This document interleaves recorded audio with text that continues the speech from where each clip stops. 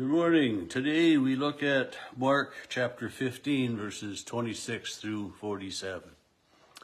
And this is these are some of the saddest words to read. And they are recorded in all four Gospels for us. But yesterday, as we ended at verse 25, it says it was 9 o'clock in the morning when they crucified him. Today's verse 26 begins, the inscription of the charge against him, read the King of the Jews. And so this is the charge against Jesus. This is why he was crucified, because he is the King of the Jews. And the other Gospels will tell us that the Pharisees were upset by that and said, no, right? He claimed to be the head of the Jews, or he said he's the King of the Jews. But Pilate wrote that. And then it says, with him there were two bandits, one on his right and one on his left. And people, as they passed by, derided Jesus. And I thought about this crucifixion and how the crowds were, as Jesus or Joseph of Arimathea carried the cross to the Golgotha, how they were jeering and everything. And I remember seeing, movies, old Western movies, when there's going to be a hanging and it's a festive event and everybody's all excited and, they can't wait, and then the reality comes in. And it's such a harsh and cruel reality, something that I would have no desire ever to witness. But just as with Jesus, the crowds were stirred up and everybody was mocking him and scorning him, and they were celebrating in so many ways. But also the scribes and the Pharisees, it says that they were among themselves, were mocking Jesus among themselves and saying, he saved others, cannot he save himself? If he could save himself and come down, then we would believe. They always need just a little bit more to believe. And I wonder how they felt when Jesus, finally dies, when he gives up his last breath, when the curtain is torn from top to bottom. And the significance of that, scholars tell us, is that since it was torn from the top to the bottom, it was rended from heaven. It wasn't somebody on earth that grabbed it or a bunch of people, but it was God himself that tore that curtain from the top to bottom. And so that we no longer have to go to God through the temple, but that Jesus has opened the gates and we can come right directly to God. But they mocked him. It says those passed by derided him, shaking their heads, and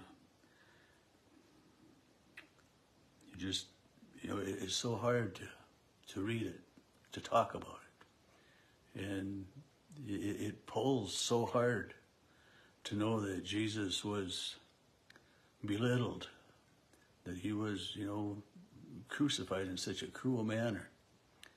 And that, that not only was he crucified, but, they were poking fun at him, making fun of him the whole time. And the pain that Jesus was going through was, I can't imagine it. I mean, I've had some severe pains in my life with diverticulitis and especially kidney stones, but that goes away. But what Jesus endured there on the cross for those 6 hours, from the 9 o'clock in the morning when he was hung on the cross. And we find out, in just a minute, that it was about 3 in the afternoon, so 6 hours. And it was a very rapid time span that way. Pilate was surprised that Jesus had died so soon, in just 6 hours. But I'm getting ahead of myself. But in verse 32, it says, all the people were there taunting him, and those who were crucified with him also taunted him. And it's so much more comforting when we read in the other gospel that, that the one who derided Jesus was straightened out by the one. One saw Jesus and pleaded and asked Jesus for mercy, and Jesus granted that. Verse 33, when it was noon, darkness came over the whole land until 3 p.m.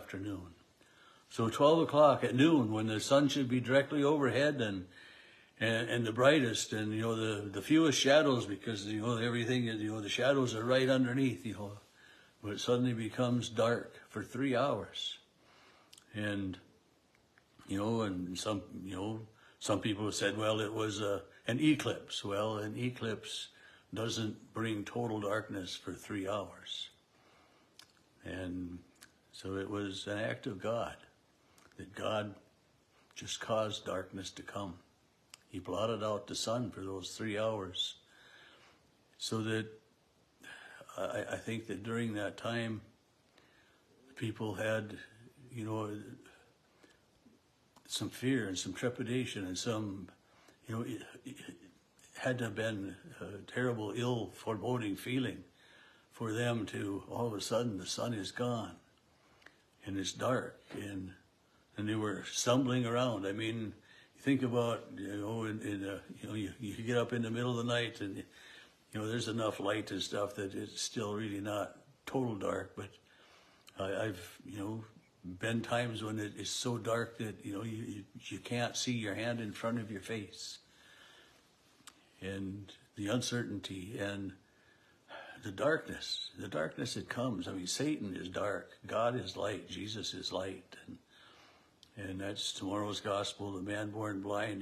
Jesus starts in chapter 9 of John, and we're going to read that tomorrow morning. He says, I am the light of the world. But here on this day, when he's hanging on the cross between 12 and 3 o'clock, those last 3 hours, it's dark.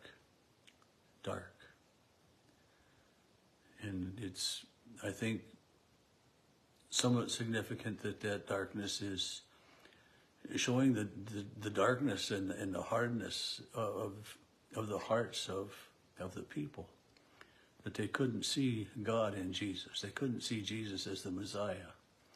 And as I said, that Satan is the king of the dark. He doesn't, he's hiding things all the time, and he'll say, Satan in his temptations, makes something sound good, but the reality is that there's always a dark side to what the temptations are. It was dark until 3 o'clock. And at 3 o'clock, Jesus cried out in a loud voice, and I think every translation is Eloi, Eloi, lama sabachthani, or however those words are pronounced. And then it tells us that means, my God, why have you forsaken me? Words of Psalm 22, David's writing. And I'm sure that Jesus felt at that time that, God wasn't there. Where are you, God? And so many of us have felt that very same way, that, well, where is God when I need him? Where is God in all of this pain and sorrow?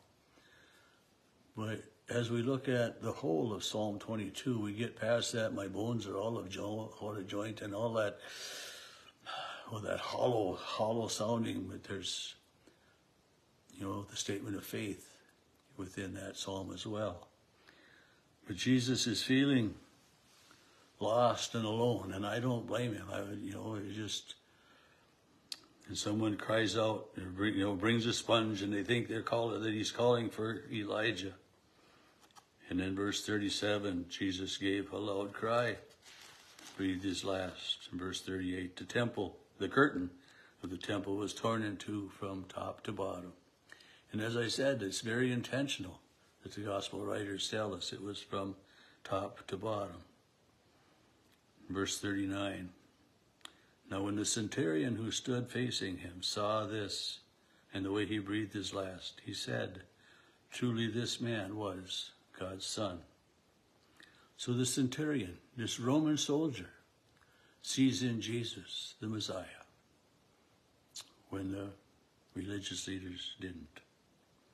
The women were there watching, Mary Magdalene and Mary the mother of James and others.